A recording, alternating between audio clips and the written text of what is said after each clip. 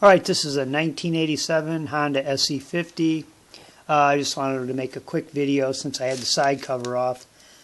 So somebody who's maybe working on one or has one, this is not really a very good lighting or anything, but maybe you can see.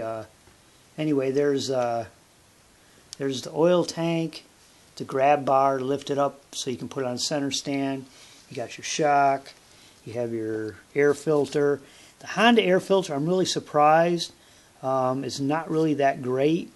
If you would have bought one of these brand new and just put an aftermarket K&M filter on it, I don't know if it would have made much of a difference, but the thing would last, the bike would last forever, because these Honda filters, they're just really cheap, which is odd, since it's such an important part. The rest of the bike is really good. They've done a real good job on it, just like Honda usually does. But the air filter just kills me because it doesn't take very long for it to shrink, and then you're just sucking, dirty air in. But anyway, you got the kickstart. I'm working on this for somebody. This is the float bowl drain tube. This is the float bowl overflow tube. And I got to look in the book to see what this is. I just know that when it's running, if you put your finger here, it will change the way it runs. And so I'm guessing that there's supposed to be a piece of foam in there, and there's not, because it seems to be sucking air. Right here is your oil pump cable. Here's your accelerator cable, right into your carburetor.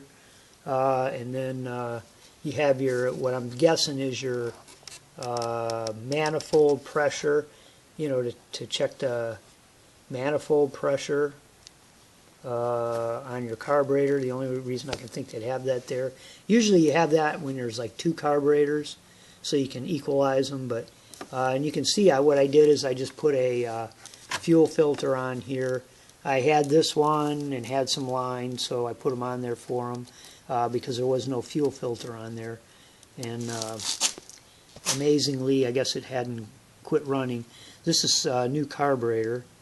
It was been put on there about a year ago, and so I don't think they should be having problems with it at this point. You can see the automatic choke, a little box there. It's actually interesting that the automatic choke has a airspace. It's like a little box inside of a little box. So I guess that kind of maybe helps it determine the ambient air temperature of whether to turn on or not. And then you can see whatever little wires, here and there. Covering. This is covers a whole, wire connector. Right here you can see the spark plug, and you can see a little covering on the engine, metal that kind of covers it, a little shroud so it can suck air past the engine.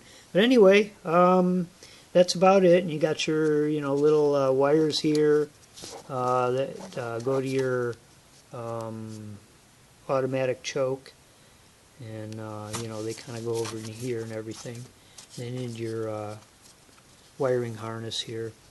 You can see right back in here is your, move this over here. Right in here is your, I don't know if you can see it very well in the camera, but that's your oil pump. I don't know if you can see it real good, probably not. The lighting's not real great, but you can see, you've got, let me see if I can move it. Yeah, probably not. But anyway, that's your oil pump. Maybe I can do, I'll be in here a couple more times, so I'll, be able to see it in the daytime. I'll pull it outside.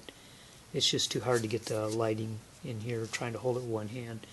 But pretty much that's about it. I just wanted to make a quick video. I know, when I'm working on an old bike or something, any amount of information that I can see helps a lot sometimes. So, but anyway, as you can see, the side cover comes off. If you lose your key to your seat or whatever, I don't have the key, but I had to get under here. So if you take the one side cover off, the back side cover, you can actually, let me get the, yeah, you can see this right here. That's actually where your seat key goes. You know, you'll know what I'm talking about if you own one. Your side cover goes here, and you've got your lock, your seat lock right here. Well, that, if you take the side cover off, which you can do without any problem, you can reach up in there and turn the seat cover, and you can, or the seat lock, and you can open up your seat. And then, of course, right here you've got your oil. You know, you've got your seat latch. You have your battery, your fuel gauge. Goes, you know, is right down in there. You see the wire, and your fuel tank. So that's what's underneath your seat, and that's what the underneath of the seat looks like. You know, if you're trying to work on one. And of course, you still see the little stickers and all that kind of stuff. All the little screws. And you have your little luggage rack. And but anyway, okay. But I just wanted to make a quick video. I hope it helps somebody out.